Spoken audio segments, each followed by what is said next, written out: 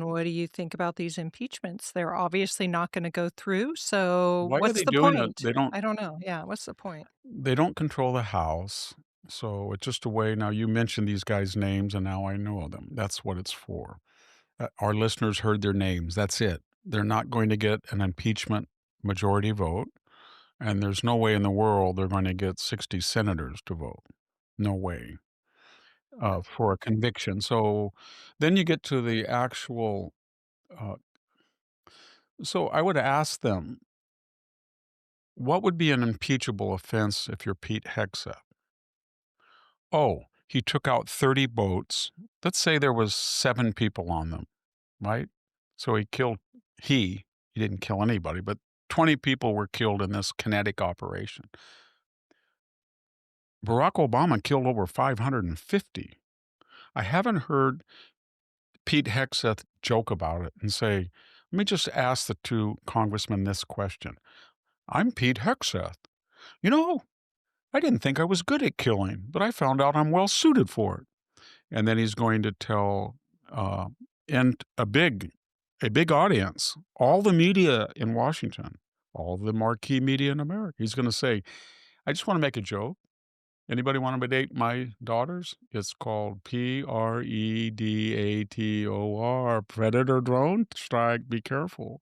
So, what is this crimes? Well, he came in and there were 45,000 recruits short in the military, and they had drummed out between 8,000 and 8,500 people for not getting the mRNA vaccination. Aside from the question of whether that was a wise move, most of those people had had COVID by that time. So they had a natural immunity. And we know now that the natural immunity is as good or better than the boosters or whatever. Speaking as someone who had both Moderna, and I've had 4 cases of COVID, 2 serious and 2 not as bad. And then they were letting in 10,000 people a day across the border without any audit. So they were telling the US military, you got to get an experimental, unproven Moderna or Pfizer vaccination. But the people coming from Latin America or all over the world, they don't have to. They're more entitled than you are. So he solved that problem. There's no recruitment crisis. Why are you raising your hand? Because I wanna say something about that. They undoubtedly felt in the military under Biden that they could get rid of people that were politically right wing if they said people who did not get vaccinations, because the majority of the people that were against either vaccinations or the lockdown tended to be the right wing. So that was probably more the goal than This is anything what else. they did intentionally. Lloyd Austin and Joe Biden, and to an extent, Secretary of State Blinken. They said to the military, how do we get rid of these conservative people in the ranks? Well, they are more likely, as you said, not to get back. Well, let's get rid of 8,500. These were some really good veterans, great people. Then they said, well, let's really push the trans, gay, DI agenda. So let's run commercials of women pregnant in air suits. Let's have trans shows on military bases. Let's let us have, we won't call them quotas, that's illegal, but we will have racial quotas and gender quotas. And let's have women in combat units, regardless, we'll lower the standards. What was all the purpose of that? They said it was for inclusivity and diversity. No, it was to target a particular type of soldier. And that soldier fits a profile. Let's just take today's potential recruit 18. His father fought in the Gulf War. His father fought in Vietnam. His father fought in Korea. His father or grandfather fought in World War II. His great grandfather fought in World War One. That was the type of demographic that volunteers to go into the military, especially the Army.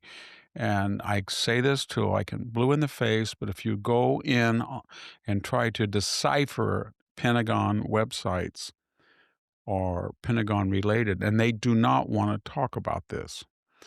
But if you look at, they have every DEI stat you can imagine.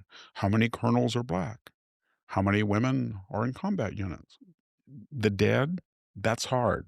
How many people died by race? But if you can find that, and I have found it, it's about 72 to 74% in Afghanistan and Iraq. So let me just summarize. They came in and said, we do not like these recruits. And we're going to kick a in-your-face DEI, in-your-face vaccination, and we're going to insult them on radical abortion and we're going to get rid of them. And then they said, well, these people constitute white, male, rural, southern, you know what I'm talking about, or suburban. They constitute about 35%, 30, 70%, 67. I know they inflate, there's multiracial, all that, but say 67 to 70% are white and half of that.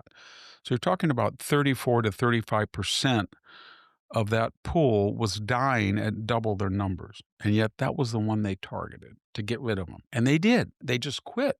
45,000 of them. Then you go to the Pentagon websites and you think, who is not being recruited? And you can see it. That was 90% white males. Then you talk to retired officers and generals and think, they call you, I mean, they email you or they're angry at you or they trash you if you say this, and they have me. Then you ask them why the shortfall. They will give you every answer except the truth. They will not say that white males die at twice their numbers in the demographic, and we tried to alienate them through these social programs. They'll say, oh, people are too fat. They have too many tattoos. Their drugs are out of shape. We have to compete with private enterprise. It's all a lie. And he solved that problem. Pete Hegseth, there is no shortage now. All of them are back. And he solved the problem as well of if you want to smuggle drugs to come in the United States, and you're in Latin America, and we have a wall across the southern border now, and there's zero entry, then you have to come by sea. And he was waiting for them, and they kill 75,000 people a year through imported fentanyl and fentanyl-like drugs. So compared to what? I think George W. Bush ordered targeted assassinations of about 50 people. He never killed a U.S. citizen. Pete Hegseth and Donald Trump have not killed more than 30 or 40 people, maybe more in Iraq in the first term or Syria. And they have not, to our knowledge, killed a U.S. citizen. And the very people who joked about it under Obama are now wanting to impeach him. And and then the final thing he's done very good, he's broken up the idea that you only buy major weapon systems from Raytheon or General Dynamics or Lockheed or Northrop. These are all great companies. The people that run them are great, but they're very expensive. $14 billion carriers, $75 million planes, $170 million fighters. So why not a million drones? Why not a million robotic drones on land? Why not a million drones in the ocean? Why not cheap missiles that people carry on their back? So that's what they're doing. They're trying to break up that monopoly and get on the shelf practical quantity as well as quality.